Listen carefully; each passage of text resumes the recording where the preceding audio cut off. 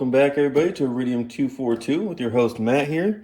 As you can tell from the clips at the beginning of the video, obviously today it's going to be about drones, about surveillance, and be able to see who's around you and get everything on video if you really need to.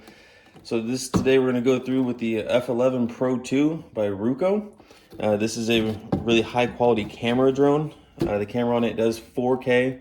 It's a gimbal, so it'll stabilize itself and you can rotate it with a remote. Let's go ahead and break this out and we will get everything set up on the table for you.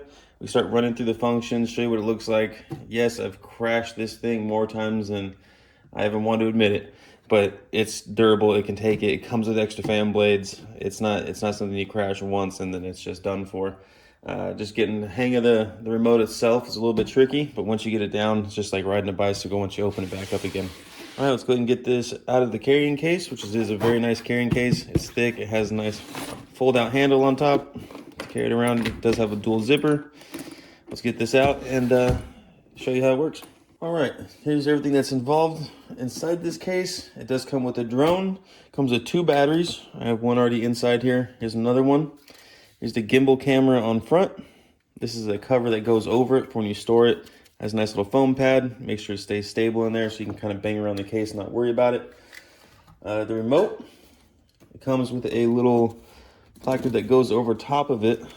It shows you how everything works, what the functions are, even all these ones back here. So you can take picture, video, you can adjust the angle of the camera so you can actually zoom down when you're above something, or you can look forward when you go to fly again. This remote is actually very, very nice. You can go ahead and put your phone in right here, extends out, you put your phone sideways in there, and then you hook it up with the cable that comes with it.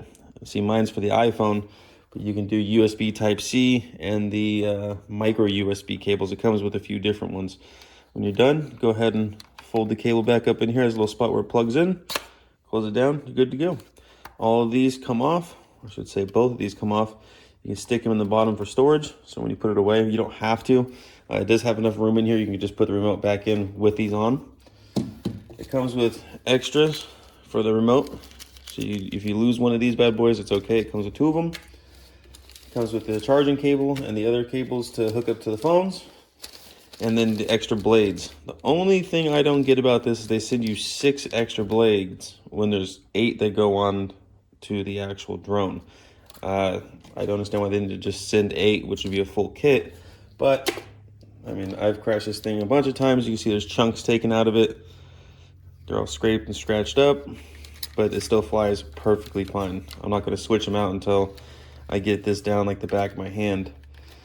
Everything folds out. It does have to go in order because you do have these little legs up front. You turn it on, it'll beep at you. There you go, that's how you know it's on.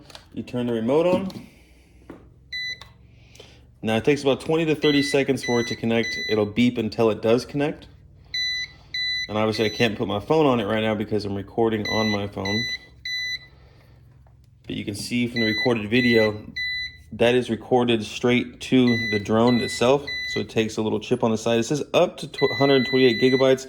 I have a 512 gig chip in here, so I don't understand why they put a max amount on there, because it shouldn't matter, and it doesn't.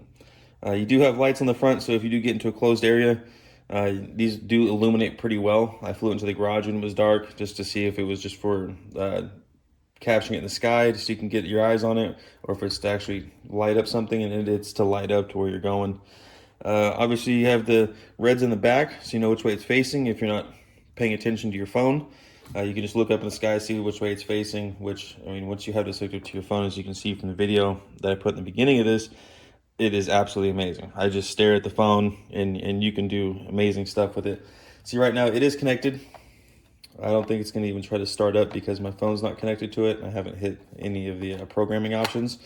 But you do have 2 different types of speeds. You got sport mode, and then you got camera mode.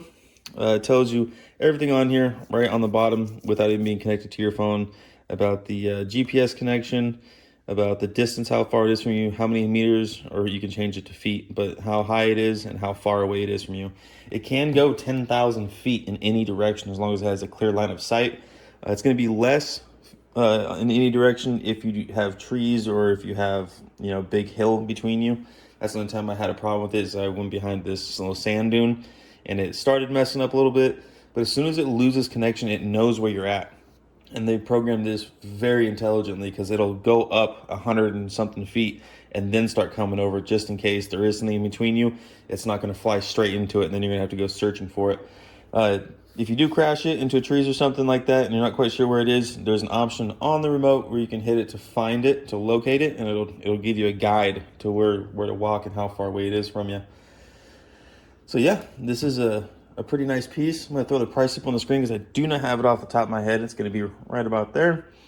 It's a little bit more expensive, but this is something that's going to last you for a very long time. And obviously in this community, we're going to be using it for scouting, or if you're out in the woods and you're bugging out and you're trying to hide from somebody, or you're trying to see what's going on around you, which way to walk and travel, if there's water, whatever it may be. There's 1,000 different ways you can use this piece of technology here.